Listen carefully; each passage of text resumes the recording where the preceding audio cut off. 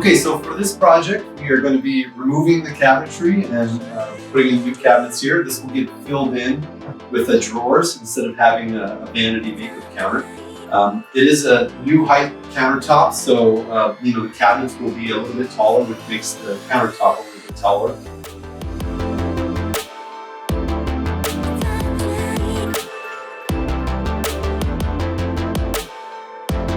This mirror is getting removed and replaced. We're going to do a framed white mirror and then replacing these vanity fixtures and doing 2 new vanity fixtures.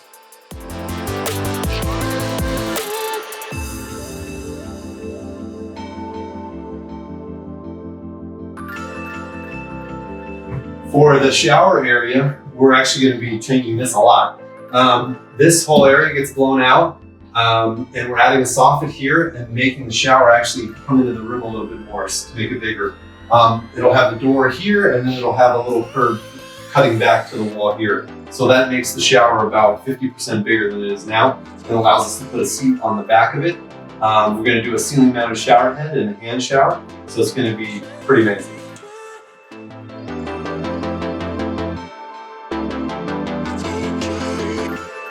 For the tub area, this had a platform tub on it originally. This was torn out by the client, and so now we are going to do a freestanding tub. That's kind of the style that it is today, and so we're going to do a freestanding tub here, and actually the valves and all the plumbing come up through the tub. So there won't be anything on this wall. Once we get it all patched in, there won't be anything on the wall. No plumbing coming up from the floor. It'll all be within the tub.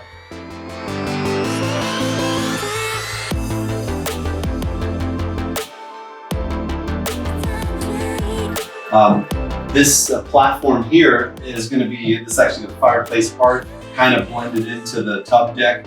This is all going to be torn out as well, and some new tile will be put floor to ceiling here to make this an accent wall.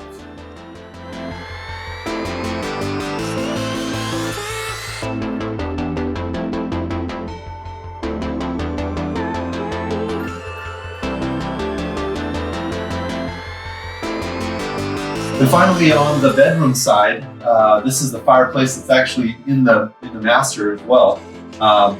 This shares the same fire chimney. So we're just going to replace the face on here. We're going to leave the mantle alone. Just replace the face, and then we're going to peel off this tile here in the baseboard and just tile the whole hearth, wrap the whole thing in a different type of tile. So. And then we're going to remove some of these gold features on here because it's kind of outdated. So, and that is it.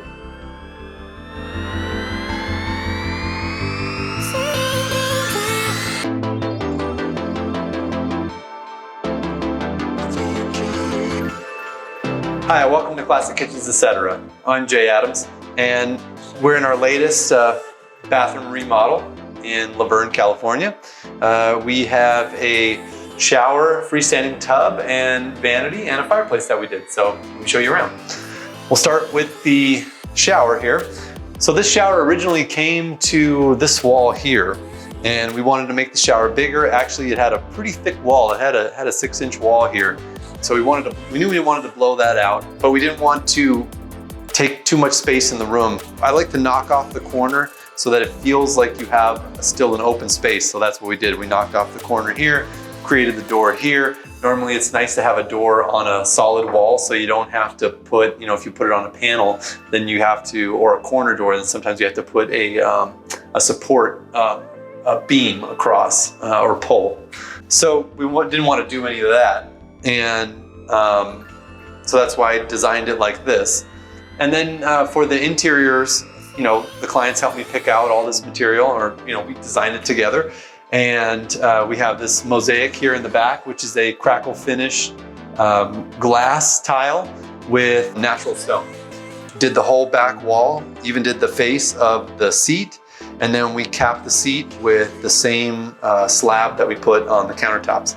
Now this is a quartz that looks really a lot like natural stone. It's from Arizona Tile, if you're interested. We did glass shower walls. This is a 4x12 brick glass. Starting to come out with some porcelain tiles that look like glass. They're pretty close, but there's a difference when you see this. Real glass just looks really cool.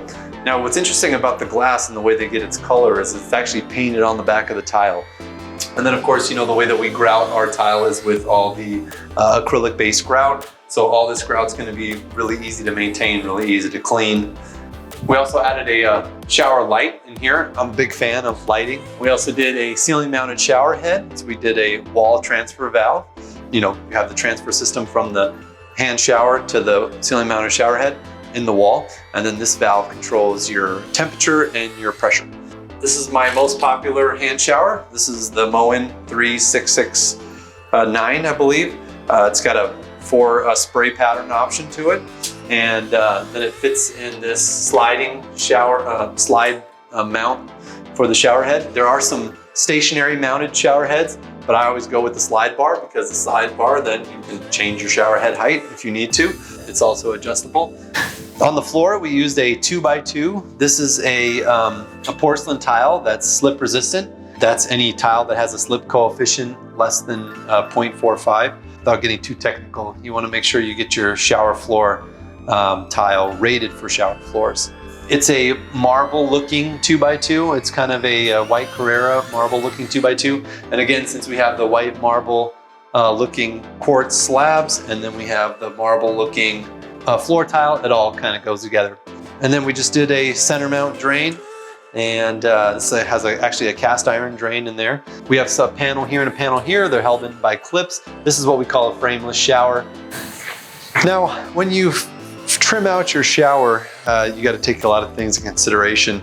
In this case, we're trying to make the shower as big as possible. So we have the dam, which is the bottom part of the shower pan that holds in the water, the edge part. That comes into the wall here all the way to the corner because we're trying to make the shower as big as possible.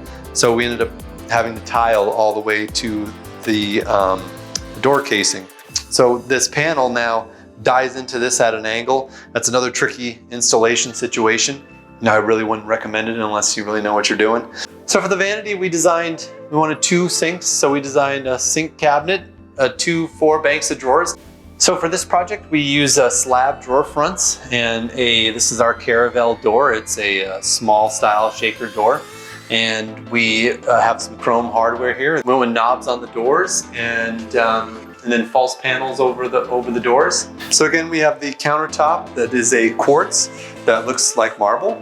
And I think this is one of the most realistic versions of the quartz that looks like marble. We did a Moen Voss. This is an 8-inch spread. So 8-inch spread just means that these handles are separate from this center faucet here. We have an upgraded sink here. This is a Kohler sink. That's a square sink. We went with a 4-inch backsplash.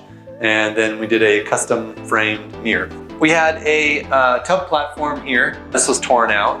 We wanted to go with a freestanding tub just because look how beautiful it looks, you know? Now, if you do need a platform for some reason, you need the step to get in or what have you, then I understand.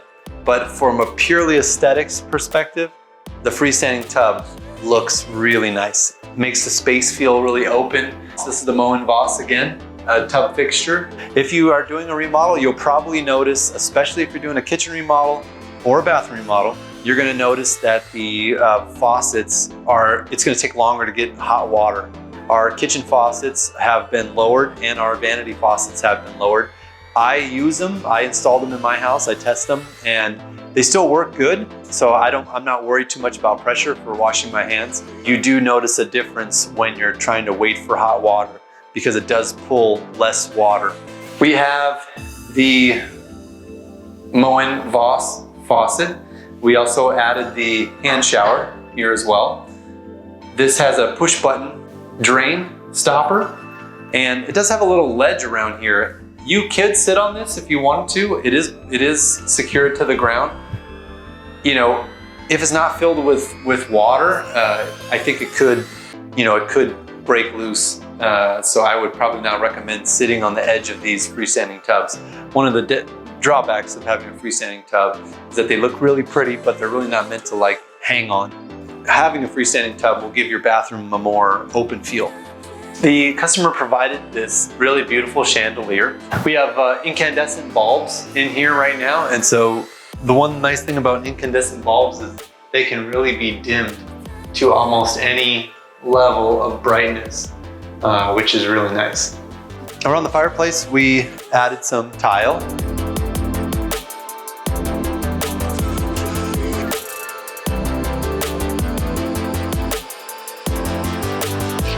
When you do have an undulated tile, you do want to watch out for the edge though. As you can see here, the undulation ends, and then it's gonna have to somehow have something that's flat butt up to it. So if you have something that's very highly undulated, it's gonna be pretty tough to try to have this corner end. If it ends on a 90-degree corner, like we have in this corner over here, then that's easy.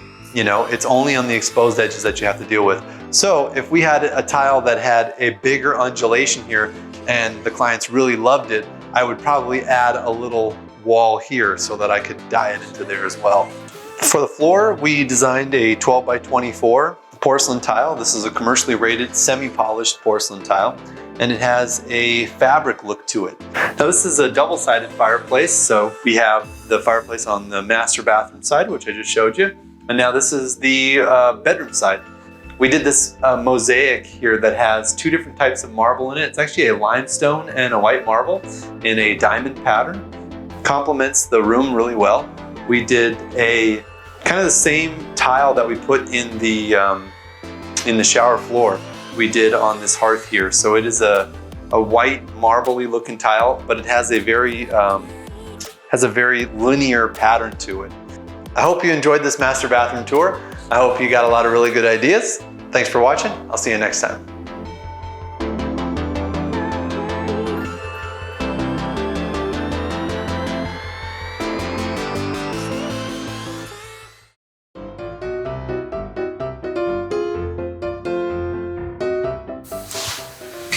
Recording? Hi, I'm Jay. And no, what am I? Yeah, who am I?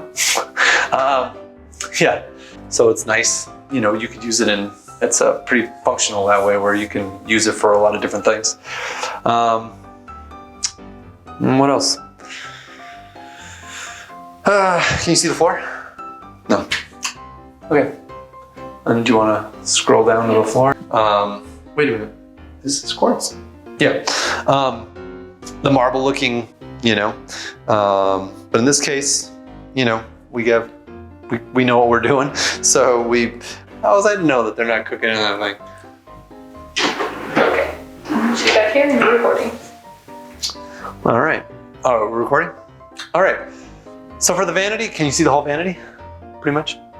Yeah. Yeah. We have a really cool hardware on this one as well.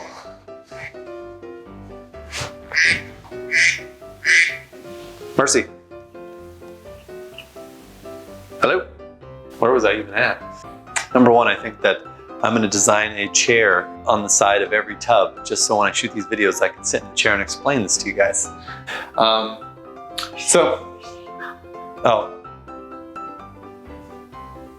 a little home. Yeah. Back to the tub. Oh, now I hear it. This has a push button. You say it. But, so, because you already said the negative thing. We're finishing up in Laverne. Should be there in about 40 minutes. Around the fireplace, we changed the tile. This originally had some, oh, yeah. Okay, let me start all over. When you do have an undulated, yeah, so it's got horizontal lines going through, well, horizontal and vertical, depending on which way you put it, but it's got lines going through it.